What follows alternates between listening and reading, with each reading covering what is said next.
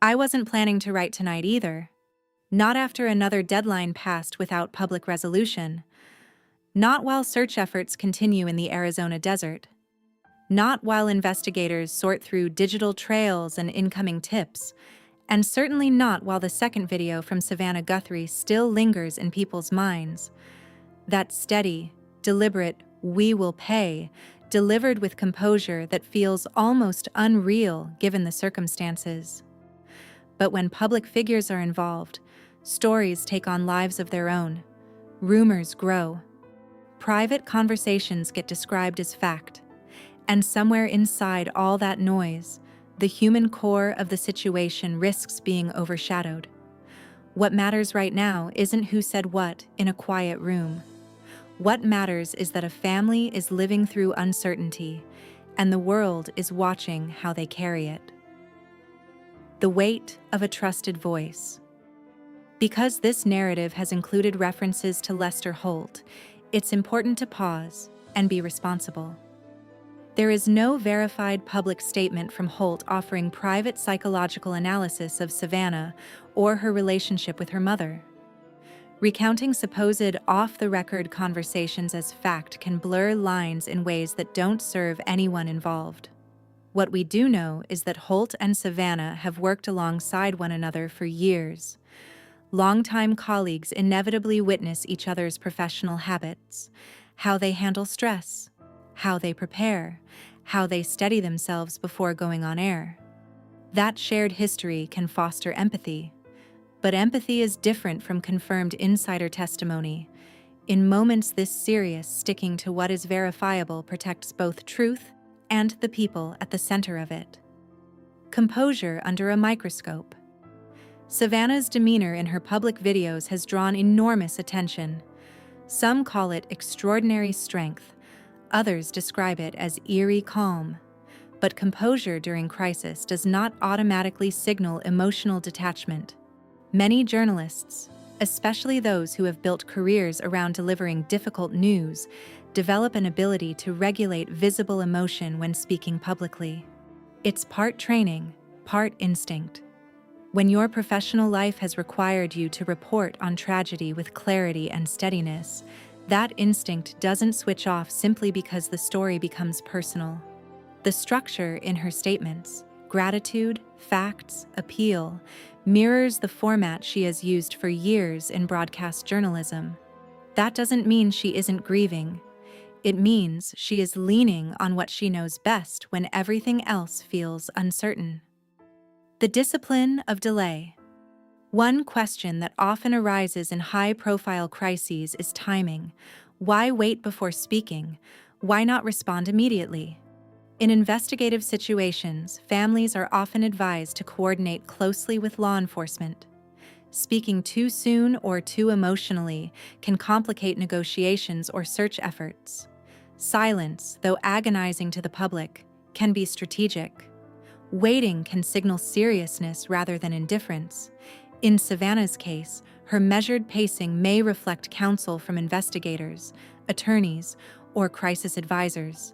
It may also reflect personal temperament. Some people react outwardly, others process inwardly before stepping into a spotlight. Neither response is more loving than the other. They are simply different ways of managing overwhelming information.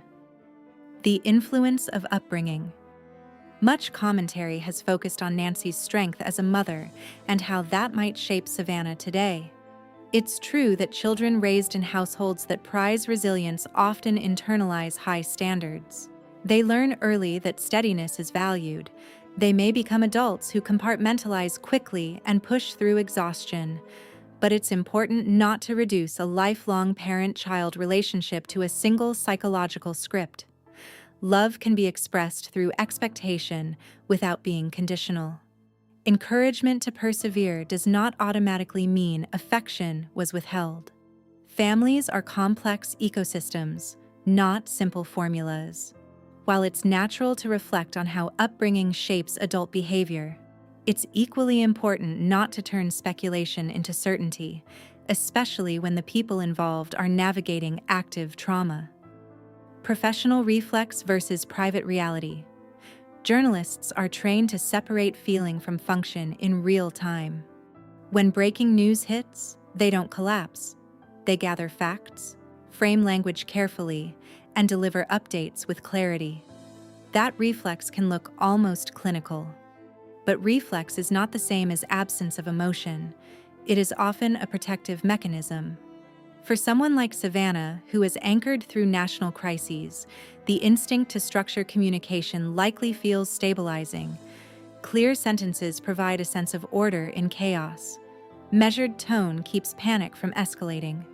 Those tools serve a purpose publicly. Privately, however, the emotional weight still exists. The absence of tears on camera does not equal the absence of tears altogether. Faith, strength, and language. In her videos, Savannah has referenced faith and strength. That language may reflect her upbringing and personal beliefs. Faith, for many, is not about denying fear, but about enduring it. Telling her mother to stay strong may be both comfort and prayer. It may also be a way of grounding herself. When crisis shakes certainty, familiar language becomes an anchor. Viewers sometimes interpret such phrases as stoicism, but within families of faith, they often function as reassurance, shorthand for love, hope, and solidarity. It is possible to express devotion in steady words, rather than dramatic pleas. Neither approach is more sincere. They are simply different expressions of the same longing for safety. The risk of psychological storytelling. There is a powerful temptation to narrate crisis through deep psychological arcs, lifelong negotiations for approval, invisible scorecards, generational expectations. These narratives feel compelling because they provide explanation in the face of chaos. But without confirmed, first-hand accounts, they remain interpretations. Turning them into definitive truths risks oversimplifying real human lives. Savannah is not a character in a morality play. She is a person responding to a real, unfolding situation. Assigning motives or internal dialogues to her or her mother may feel insightful, but it can unintentionally impose meaning where only they truly know it. Responsible storytelling leaves space for uncertainty instead of filling it with assumption. Strength and vulnerability can coexist. One idea worth holding on to is that strength and vulnerability are not opposites. They often operate simultaneously. A person can deliver a composed public statement and later sit in private fear. They can thank supporters with clarity while privately grappling with dread. The human nervous system is capable of extraordinary compartmentalization when necessary. That doesn't make someone unfeeling, it makes them adaptive. Savannah's steadiness may be the way she keeps herself functional for her family and for investigators. It may be the way she protects her children from visible panic. It may be the way she keeps hope intact long enough to get through another day. What we actually know, what we know for certain, is limited but significant. Nancy is missing. Search efforts continue. Investigators are involved. Savannah has made carefully structured public appeals. The rest, the internal negotiations, the lifelong patterns, the whispered conference room confessions attributed to colleagues, remains unverified. In moments like this, restraint matters, accuracy matters, compassion matters. The story does not need embellishment to be heartbreaking. A daughter waiting for news about her mother is already more than enough to hold our attention and our empathy. Holding space without adding weight.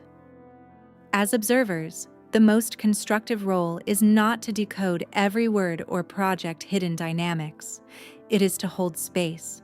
Space for investigators to work without interference. Space for the family to process privately. Space for hope to remain possible. Public curiosity is natural, especially when familiar faces are involved. But so is responsibility. Before repeating private claims or dramatic psychological interpretations, it is worth asking whether doing so serves the truth or simply intensifies speculation. A simpler wish. Beneath every layered narrative, the core desire is uncomplicated. Bring Nancy home safely. Everything else, the analysis, the speculation, the attempts to understand Savannah's composure, is secondary. If and when this crisis resolves, there will be time for reflection. There will be space to explore what strength meant in this moment and what it cost. For now, the most humane response is quiet solidarity. Acknowledging the fear without amplifying rumor. Recognizing the composure without mistaking it for invincibility. And remembering that behind the camera is not just a journalist, but a daughter waiting for her mother to walk through the door.